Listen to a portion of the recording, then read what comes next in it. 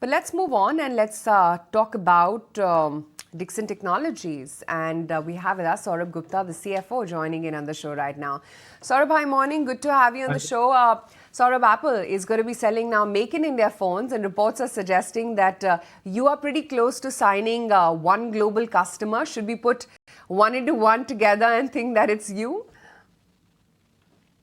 No. So we are actually not in discussions with Apple on for mobile phones.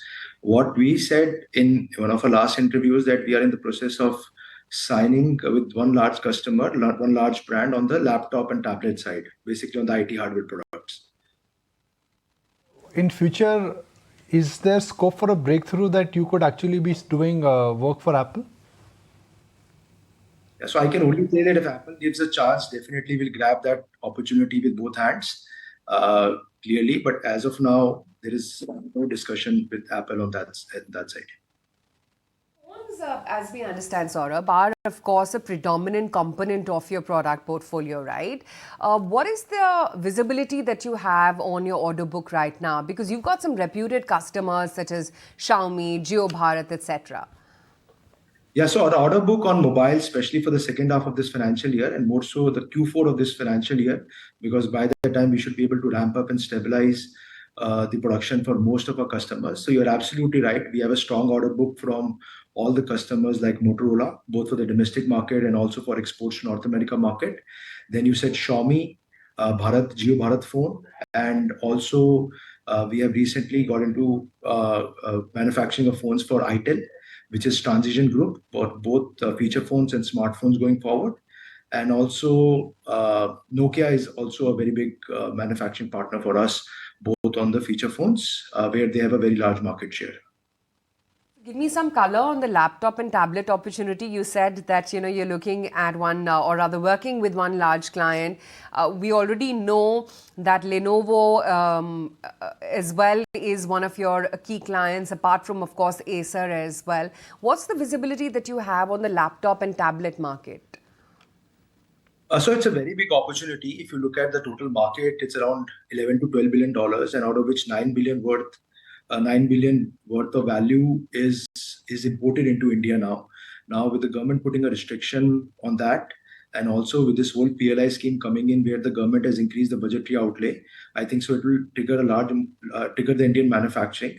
And we have filed our application with the government under the hybrid category, whereby we have committed a capex of around 250 odd crores, and we have committed revenues of almost 48,000 crores cumulatively starting next financial year.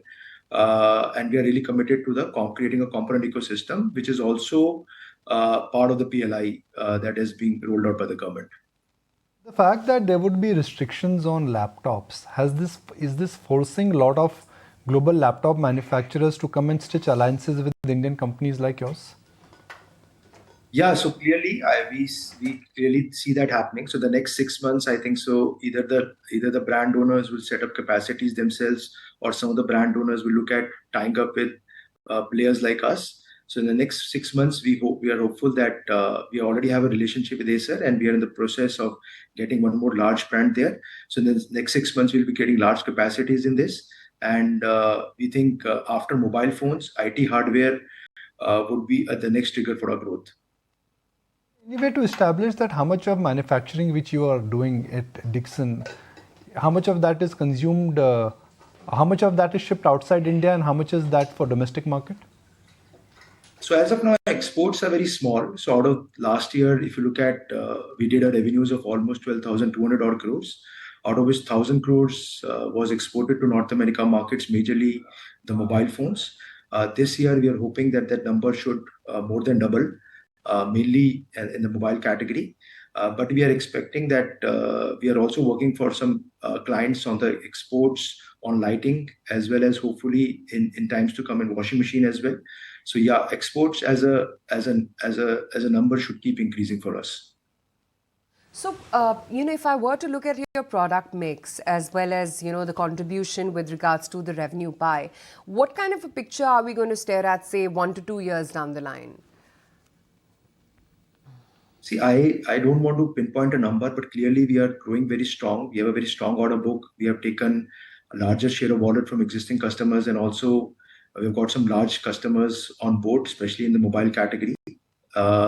So we think we will outperform the industry, the overall consumer durable industry, by a big margin, and also the whole EMS industry. So we are looking for a very strong growth, especially coming in the next financial year. No, and a revenue contribution from your various products? I mean, what's going to lead? What's going to be the largest revenue contributor? Mobile will be the largest trigger for our growth. I think so almost 55 to 60% of our revenues by next financial year should start coming from mobiles, and then followed by IT hardware, as well as the consumer durable product, the consumer electronics, which is the TV category. So second category would be consumer electronics, and then hopefully it can be the IT hardware. Margins are same in all the categories. I mean, individual category-wise margins, how are they different? So we have two business models. In the prescriptive category, margins, which is almost 70% of our revenues, the margins are in the range of 3 to 4.5%. And in the 30%, the balance 30% of the revenues, which is majorly our lighting and washing machine business, and some part of our TV business. So in lighting, we enjoy margins of almost 8.5 to 9%, and washing machine portfolio is somewhere between 9.5 to 10%. And when you speak to your top 3 clients, are they ready to commit to 15-20% growth for next 3-5 years? I mean, are you getting that sense of visibility?